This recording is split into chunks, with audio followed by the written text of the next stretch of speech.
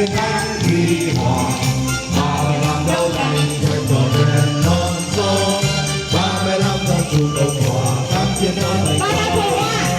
Việt Nam Hồ Chí Minh, Việt Nam Hồ Chí Minh, Việt Nam Hồ Chí Minh, Việt Nam Hồ Chí Minh.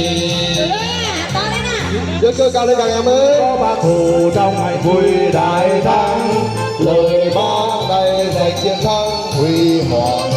35 đấu tranh giành bờ ven non sông, 35 dân chủ Cộng hòa kháng chiến đấu thành công. Việt Nam Hồ Chí Minh, Việt Nam Hồ Chí Minh. Ôi nào, rồi là cô. Diễn là hạt tàu.